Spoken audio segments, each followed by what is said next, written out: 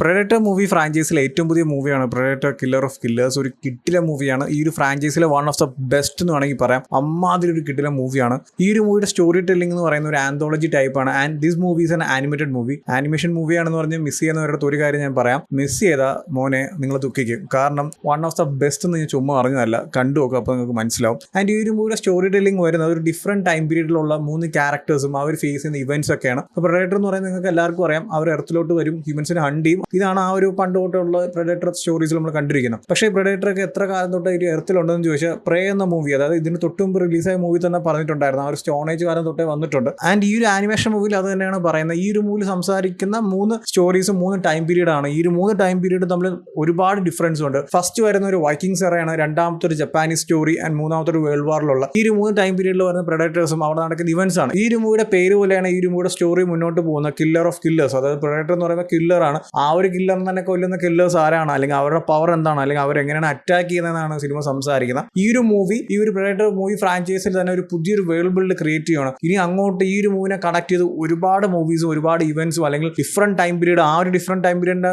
Time ലൈനിൽ തന്നെ ഒരുപാട് കൊണ്ടുവരാം. കാരണം ഈ ഒരു മൂവി സംസാരിച്ചു പോകുന്ന ടൈം പീരീഡ്സ് ഒക്കെ അങ്ങനെയാണ്. ആൻഡ് ഈ ഒരു മൂവിലെ ഏറ്റവും വലിയ ഹൈലൈറ്റ് ആണ് എനിക്ക് തോന്നിയ ഒരു കാര്യം എന്ന് പറയുന്നത്, ഈ പ്രെഡേറ്റേഴ്സിന്റെ ഒരു വേൾഡ് ഉണ്ടല്ലോ, അല്ലെങ്കിൽ അവരുടെ വേൾഡ് നമ്മൾ കണ്ടതിന്റെ അപ്പുറത്തേക്ക് എന്താണ്, അല്ലെങ്കിൽ അവരുടെ ലീഡർ ആരാണ്, അല്ലെങ്കിൽ അവരുടെ യൂണിവേഴ്സ് എങ്ങനെയാണ്, അവിടെ എങ്ങനെയാണ് കാര്യങ്ങളൊക്കെ നടക്കുന്നത്, അല്ലെങ്കിൽ കിൽ ഓഫ് ദ കില്ലേഴ്സ് എന്നുള്ള പേരും ബാക്കി ഒരുപാട് കാര്യങ്ങൾ ഞാൻ പറഞ്ഞു തീരാത്ത അത്രമാത്രം കാര്യങ്ങളുടെ ഒരു ബേസിക് ആയിട്ട് ഈ ഒരു മൂവിയിൽ പറഞ്ഞു പോകുന്നുണ്ട്. മാൻ, അത് പൊളിയായിരുന്നു. അതിനെ കണക്ട് ചെയ്ത് ഇനി വരാൻ പോകുന്ന മൂവീസും അതിന്റെ അപ്പുറമായിരിക്കും. കാരണം ആ ലെവലിലുള്ള ഐറ്റംസ് ഈ സിനിമയിൽ സംസാരിച്ച് പോകുന്നുണ്ട്. ഈ ഒരു മൂവിക്ക് ശേഷം ഇനി ഒരു മൂവി ഈ ഇയറിൽ തന്നെ റിലീസ് ആകാൻ പോകുന്നുണ്ട്. ഇതേ ഡയറക്ടർ തന്നെയാണ്, പ്രെഡേറ്റർ ബോർഡർലാൻഡ് എന്ന് പറഞ്ഞിട്ട്. ഈ ഒരു മൂവിയുടെ സ്റ്റോറി അല്ലെങ്കിൽ ഈ ഒരു മൂവിയുടെ ടൈം ലൈൻ എന്ന് പറയുന്നത് ഇതിന് തൊട്ട് മുമ്പുള്ള പ്രേയും അല്ലെങ്കിൽ ഇതിന് ശേഷം വരാൻ പോകുന്ന ബോർഡർലാൻഡും, ഈ 2 മൂവീസിന് ഇടയ്ക്കുള്ള ടൈം ലൈനാണ്. കാരണം ഈ ഒരു മൂവിയിൽ പല ഡിഫറെന്റ് ടൈം പീരീഡ്സ് കാണിക്കുന്നുണ്ട്. ആൻഡ് പ്രെഡേറ്ററിന്റെ ആ ഒരു യൂണിവേഴ്സിലോട്ട് നമ്മളെ കൊണ്ടുപോകുന്നുണ്ട്. അവിടെ എങ്ങനെയാണ് കാര്യങ്ങൾ അല്ലെങ്കിൽ ബാക്കിയുള്ള ഡീറ്റെയിൽസ് ഒക്കെ സംസാരിക്കുന്നുണ്ട്. ആൻഡ് ഈ ഒരു മൂവിയിൽ എനിക്ക് ഏറ്റവും കൂടുതൽ ഇഷ്ടപ്പെട്ടെന്ന് പറഞ്ഞാൽ ഇതിന്റെ ഒരു പ്രസന്റേഷൻ എക്സിക്യൂഷൻ തന്നെയാണ്. കിഡിലെ ഒരു സ്റ്റോറി ടെല്ലിംഗ് ആണ്. 3 ടൈം പീരീഡ്സിലുള്ള സ്റ്റോറി ടെല്ലിങ്ങും ക്യാരക്ടേഴ്സും അവിടെ നടക്കുന്ന ഇവന്റ്സ് ഒക്കെ പൊളിയാണ്. ഇതിന്റെ ഒപ്പം നിൽക്കുന്ന മറ്റൊരു കാര്യമാണ് ആക്ഷൻ സീക്വൻസ്. ടോപ്പ് നോച്ചാണ്. അത് ഞാൻ എഴുതി തരാം. ഓരോ ടൈം പീരീഡ്സിലുള്ള ഓരോ ആക്ഷൻ സീക്വൻസ് ഒരു രക്ഷയില്ല. അതിൽ എനിക്ക് ഏറ്റവും കൂടുതൽ ഇഷ്ടപ്പെടുന്ന പറയുന്ന ഒരു വൈക്കിംഗ്സ് എറയിലുള്ള ഒരു ഫൈറ്റ് സീക്വൻസ് ആണ്. മാൻ, അതൊരു റൂത്ത്ലെസ് ആയിട്ടുള്ള കിട്ടിലെ ഫൈറ്റ് സീക്വൻസ് ആണ്. കാരണം ഞാനൊരു വൈക്കിംഗ് ഫാൻ ആയതുകൊണ്ടായിരിക്കാം എനിക്ക് ഭയങ്കര ക്ലിയർ ഇഷ്ടപ്പെട്ടു. റാഗ്നർ ലോത്ത്ബർഗും വാൽഹല്ലയും അല്ലെങ്കിൽ അങ്ങനത്തെ ഒരു ലോഗോ എന്ന് പറയുന്നത് എൻ്റെ വൺ ഓഫ് ദ ഫേവറേറ്റ് ആണ്. സോ ആ ഒരു വൈക്കിംഗ്സ് എറ ഇതിൽ കിഡിലോട്ടാണ് പ്രസന്റ് ചെയ്തിരിക്കുന്നത്. ബാക്കി 2 മോശമൊന്നുമില്ല, ബാക്കി 2 പൊളിയാണ്. പക്ഷെ എൻ്റെ ഒരു ഫേവറേറ്റ് ഒപ്പീനിയൻ എന്ന് പറയുന്ന ഒരു വൈക്കിംഗ്സ് എറയാണ്. അതുപോലെ തന്നെയാണ് വേൾഡ് വാറിലുള്ള ഒരു സീക്വൻസ് കാണിക്കുന്നുണ്ട്. ആൻഡ് ഒരു ജപ്പാനീസ് എറയും പൊളിയായിരുന്നു കേട്ടോ. അത് ഭയങ്കര ഒരു കിഡിലായിരുന്നു. നമ്മൾ ഓൾറെഡി ഈ ഒരു ഫ്രാഞ്ചൈസിലെ പല മൂവീസും കാണുമ്പോൾ പ്രെഡേറ്റേഴ്സ് വരുമ്പോൾ ഹ്യൂമൻസിൻ്റെയിലും വെപ്പൻസും കാര്യങ്ങളൊക്കെ ഉണ്ട്. പക്ഷെ ആ ഒരു വെപ്പൻസ് ഒന്നും കണ്ടുപിടിക്കാത്ത ഒരു ടൈമിൽ അല്ലെങ്കിൽ അതൊന്നും ഇല്ലാത്തൊരു ടൈമിൽ ഒരു ഇവന്റ് ആയിരുന്നു പ്രേ എന്നുള്ള മൂവി. സോ അതുപോലത്തെ ഒരു എക്സിക്യൂഷൻ ഉള്ള ടൈം പീരീഡ്സ് ആണ് ഈ ഒരു വൈക്കിംഗ്സ് എറയും ജപ്പാനീസും വരുന്നത്. വേൾഡ് വാറിൽ ഓൾറെഡി ഗണ്ണും വെപ്പൻസ് ഒക്കെ ഉണ്ടെങ്കിലും അത്ര അഡ്വാൻസ്ഡ് ഒന്നും അല്ല. പ്രെഡേറ്റേഴ്സിന്റെ എല്ലാം അഡ്വാൻസ്ഡ് ആണല്ലോ. സോ ഈ ഒരു ടൈം പീരീഡ്സിലുള്ള 3 ക്യാരക്ടേഴ്സ് അവർ ഫൈറ്റ് ചെയ്യുന്ന, പ്രെഡേറ്റേഴ്സ് വരുമ്പോൾ അവരെ അറ്റാക്ക് ചെയ്യുന്ന അല്ലെങ്കിൽ അവരെ ഡിഫെൻഡ് ചെയ്യുന്ന ആ ഒരു സീക്വൻസും ആ ഒരു പ്രസന്റേഷനും സ്റ്റോറി ടെല്ലിങ്ങും ഈച്ച് ആൻഡ് എവറി എലമെന്റ്സ് അത്ര പൊളിയായിരുന്നു.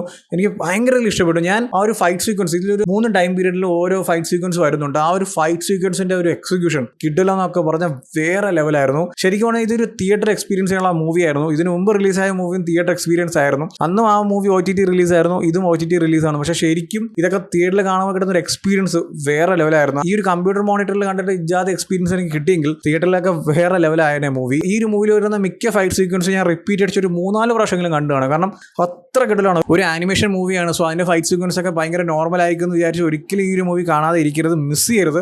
അത്ര എനിക്ക് പറയാനുള്ളൂ. ആനിമേഷൻ ആക്ഷൻ മൂവീസിൽ വൺ ഓഫ് ദ ബെസ്റ്റ് എന്ന് പറയാൻ പറ്റുന്ന ഐറ്റംസിൽ ഞാൻ ഈ ഒരു മൂവി ആഡ് ചെയ്യും. അമ്മാതിരി ലെവൽ ഐറ്റമാണ്. പ്രെഡേറ്റർ മൂവീസും ആ ഒരു മൂവി ഫ്രാഞ്ചൈസി ഒക്കെ ഇഷ്ടമുള്ളവരാണെങ്കിൽ നിങ്ങൾ തീർച്ചയായിട്ടും കണ്ടിരിക്കേണ്ട ഒരു മൂവി തന്നെയാണ്. സോ എന്തായാലും കണ്ടു നോക്കുക. ഓൾറെഡി ഈ ഒരു മൂവി കണ്ടവരാണെങ്കിൽ നിങ്ങളുടെ ഒപ്പീനിയൻസ് എന്താ വെച്ചാൽ കമന്റ് ചെയ്യൂ. വീഡിയോ ഇഷ്ടപ്പെട്ടാൽ ലൈക്ക് ചെയ്യൂ, ഷെയർ ചെയ്യൂ. ഇതുപോലത്തെ കൂടുതൽ വീഡിയോസിന് ചാനൽ സബ്സ്ക്രൈബ് ചെയ്യൂ. Thank you so much.